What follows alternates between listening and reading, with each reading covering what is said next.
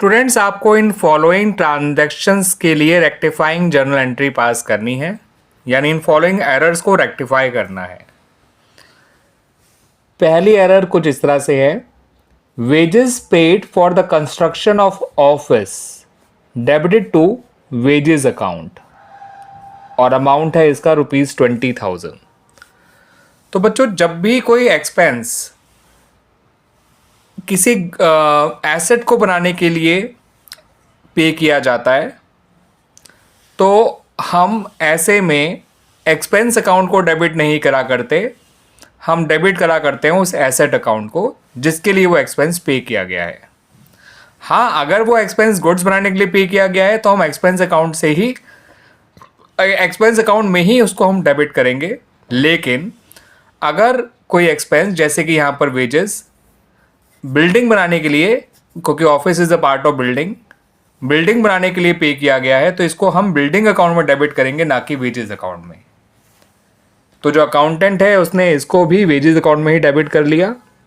हाँ, गुड्स बनाने के लिए दिए गए होते तो पक्का वेजेस अकाउंट में ही आता, बट ये गुड्स बनाने के लिए नहीं दिए गए वेजेस, ये एसेट बनाने के लिए दिए गए हैं।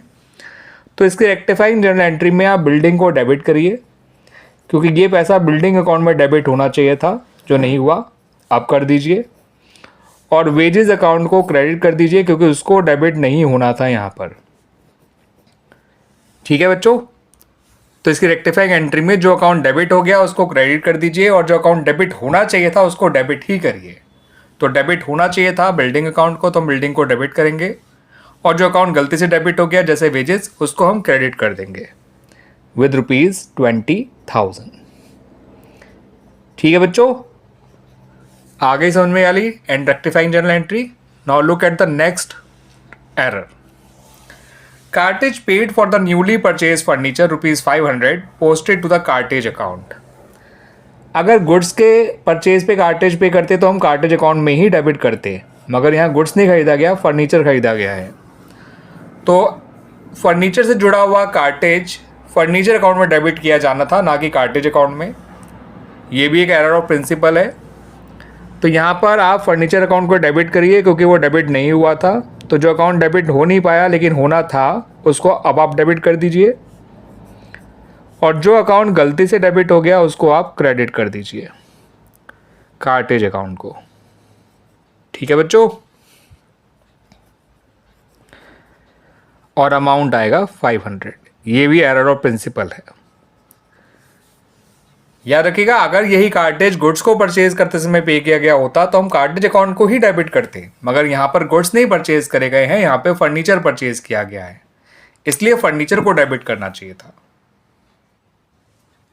अब इस ट्रांजैक्शन को देखिए बच्चों, इस एरर को, ₹5,000 paid for the installation of machinery debit to wages account. तो यहाँ भी जो वेजेस पे किए गए हैं वो गुड्स बनाने के लिए नहीं पे किए गए हैं, मशीन को इंस्टॉल कराने के लिए पे किए गए हैं। तो मशीन की इंस्टॉलेशन पे जो खर्चा आता है वो मशीन की कॉस्ट में काउंट होता है, उस एक्सपेंस की कॉस्ट में काउंट नहीं होता, या उस एक्सपेंस के नाम से काउंट नहीं होता। तो यहाँ पर डेबिट होना चाहिए था मशीनरी को, तो अब डेबिट कर दीजिए क्योंकि वो पहले डेबिट नहीं हो पाया। मैं बात कर रहा हूँ रेक्टिफाइंग एंट्री की, ठीक है ना। तो रेक्टिफाइंग एंट्री में मशीनरी अकाउंट को डेबिट कर देंगे क्योंकि इसी को डेबिट होना चाहिए था मगर वो हो नहीं पाया था, और वेजेस अकाउंट को क्रेडिट कर देंगे क्योंकि उसको डेबिट होना ही नहीं था। ठीक है बच्चों, और इस तरह से हमारी रेक्टिफाइंग एंट्री पास हो जाएगी। ये भी एक एरर ऑफ प्रिंसिपल है, जहाँ पर नेचर ऑफ एक्सपेंडिचर जो है वो हमारा अकाउंटेंट समझ नहीं पाया, उसने उसे एक्सपेंस में डेबिट किया जबकि इसे एसेट में डेबिट करना चाहिए था। अगली एरर को देखिए, मशीनरी परचेज की गई है फॉर ₹50,000। ठीक है बच्चों, ये मशीनरी परचेज करी गई थी, उसको परचेज बुक में रिकॉर्ड कर लिया गया। मशीनरी की परचेज कभी भी परचेज बुक में नहीं आ सकती, बिकॉज मशीन एक एसेट है, और परचेज बुक में तो हम केवल गुड्स की क्रेडिट परचेज को रिकॉर्ड करा करते हैं। तो यहाँ पे बच्चों नेचर ऑफ एक्सपेंडिचर नहीं समझ पाया हमारा अकाउंटेंट, एसेट की परचेज को उसने ऑर्डिनरी परचेज समझ लिया और परचेज बुक में रिकॉर्ड कर लिया।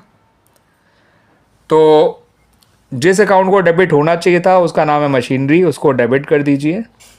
ठीक है बच्चों, और जो अकाउंट गलती से डेबिट हो गया उसे क्रेडिट कर दीजिए। And it is also an error of principal.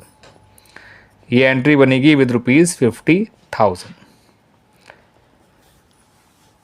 आइए एक और देख लेते हैं एरर, इसको कैसे रेक्टिफाई करेंगे।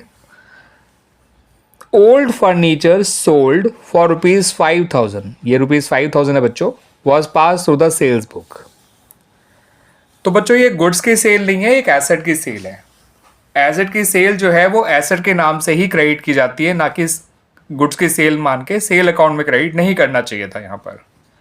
तो क्रेडिट होना चाहिए था फर्नीचर को, क्योंकि ये एसेट की सेल है।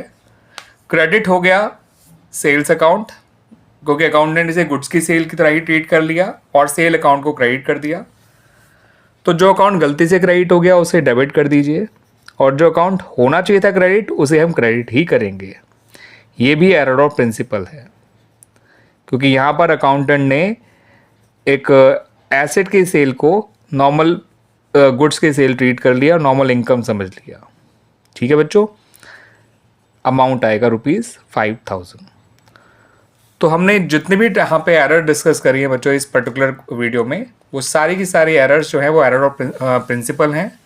एरर ऑफ प्रिंसिपल एक टू साइडेड एरर होती है, और टू साइडेड एरर्स वो एरर्स हुआ करती हैं जिनकी वजह से ट्रायल बैलेंस की मैचिंग पे कोई फ़र्क नहीं पड़ता है।